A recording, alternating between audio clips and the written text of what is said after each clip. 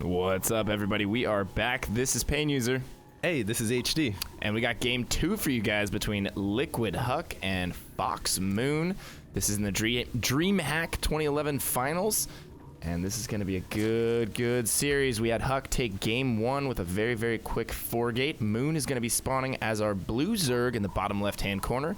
Map is Shakura's Plateau. And in the top right-hand corner, we have his opponent, Liquid Huk. He's going to be the red Protoss. Yeah, and I just got to say, what a build by Huk. Just going for the 4-gate, just balls to the wall, said, you know, this is not a build that is used all the time in top tier level, play, but I'm gonna do it right here, right now, and it worked. And dude, Huk has been 4-gating since the beginning of time. That's true, man. If there's one build he has down better than anyone else, it has to be the 4-gate, because that.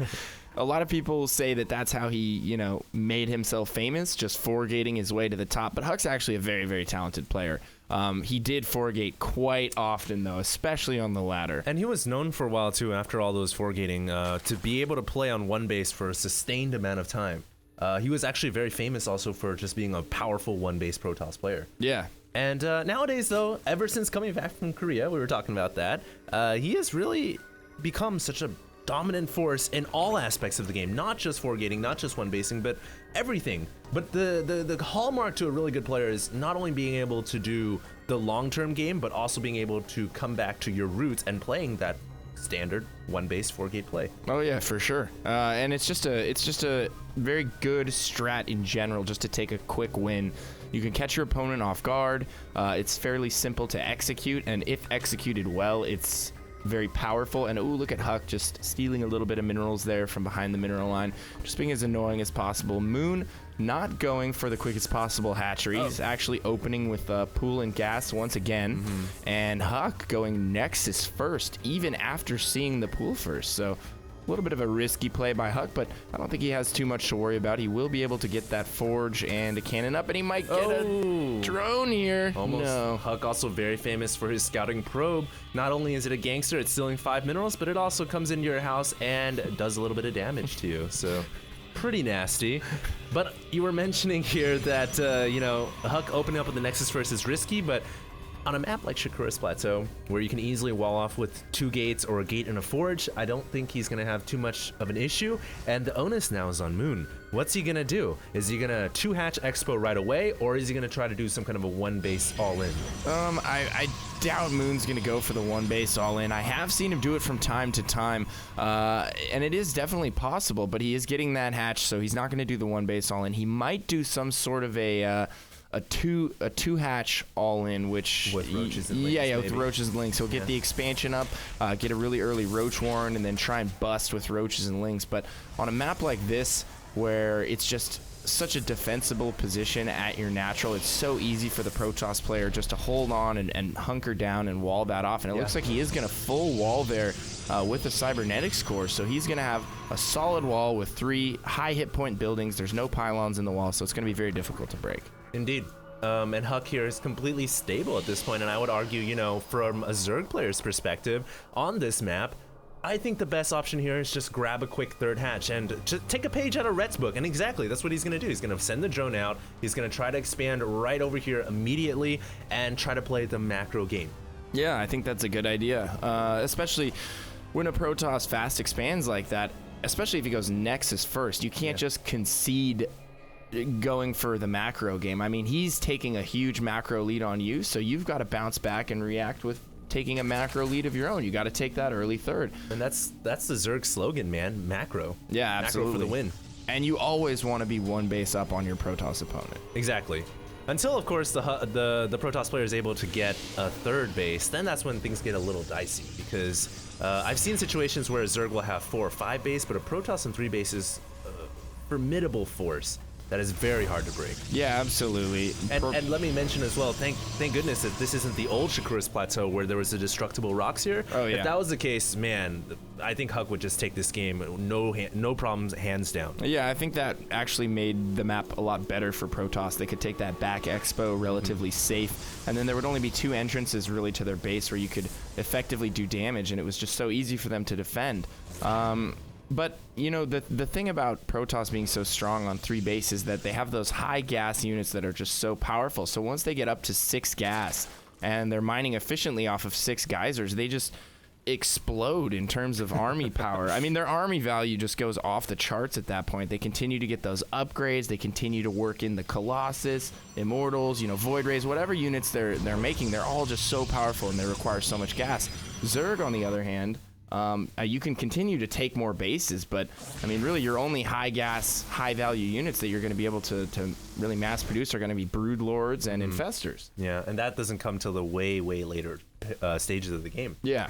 I love the vocabulary you use to describe an economy that's becoming strong for the Protoss. 6 geysers is explode. Yeah, absolutely. It goes to a point where it's, everything's going smooth for you. You think you've got the game in hand, and then Protoss just explodes. It's when they get on 3 base. And they become such a more difficult problem to deal with at that point. And the thing for Zerg is what you want to do is trade armies with the Protoss before they're able to get that 3rd base, 6 geyser economy running, and they're able to max out their army. Now, Huk is moving out. He destroyed his building. All sentries, too. He should be careful. I mean, if he gets surrounded. It's true, man. I mean, these sentries are so vulnerable and they're so weak, but you can push out with an entirely sentry army if you're only looking to grab the 3rd expansion and you're being very, very cautious. And Huk is the kind of player that has such good microbe that he isn't gonna lose sentries to anything. I mean, he's gonna be very cautious and careful, and he's not going to allow some kind of a Ling run by to take these out. So he has fantastic force fields as well. Yeah, fantastic. Absolutely. And now that I think the onus is on Moon, is he gonna strike Huk before the 3rd Nexus gets up and running? Or is he going to sit back and play more macro? Oh no, the onus is on Moon. Oh no. Huk gonna take this 3rd, sit back, play the macro style. Moon may in fact go for an aggressive attack here. We have 2 stalkers headed into the 3rd. I don't know what exactly Huk is looking to accomplish with these 2 stalkers. They're most likely going to go down. Yeah, but the timing is just a little bit off. Those 2 stalkers not going to be able to get out of there. I think maybe he was trying to send those in right as Blink was finishing and then get in, get a scout off, possibly Blink out of there, but that's certainly not going to go down. And wow, look at all these Lings and Roaches coming out of Moon here. I think we are going to see a timing attack on the 3rd. He's scouting in right now with the Ling, and I think there's going to be an attack following up here pretty soon. Yeah, I think so too, PainUser. I mean, all we see right here are Roaches and Lings being constructed. He may be waiting for the Glio Reconstitution and Burrow to finish, and that is, of course, going to allow him to micro-burrow his Roaches, but he will not have Tunneling Claws. Despite that, though, he is pushing out, and his Roach speed just now finishing. So here we go, positioning the Lings to get a surround against the Stalkers is Moon, and Moon's going to come in here, and I don't know if Huk has enough sentries to block this up, but it's certainly going to be a close one. Oh, my God. Oh, my goodness. Moon getting around with more Roaches, and Huk walling himself in behind his artificial wall of force fields, but he will quickly run out of those force fields, and he is blinking the Stalkers up right now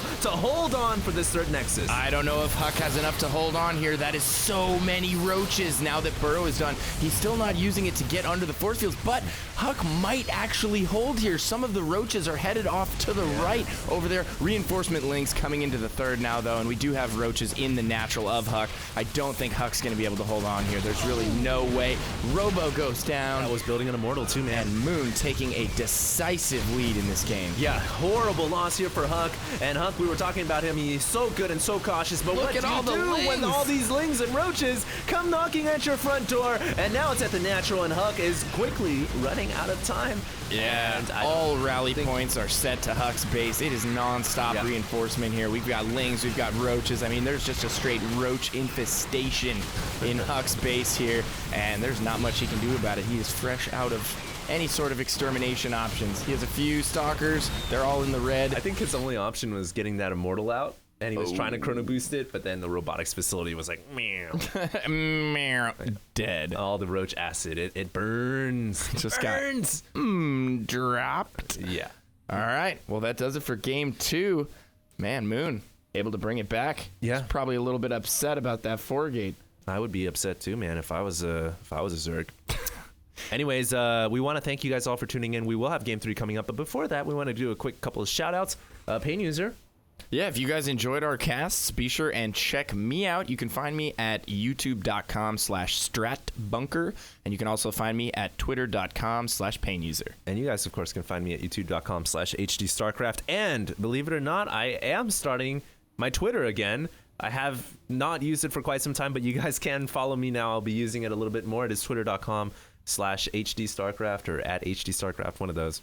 Hey man, I'll be chatting with you on Twitter too. I'll help you blow that back up. If you guys want to follow our conversation, that'll be awesome. We love followers. We love tweeting.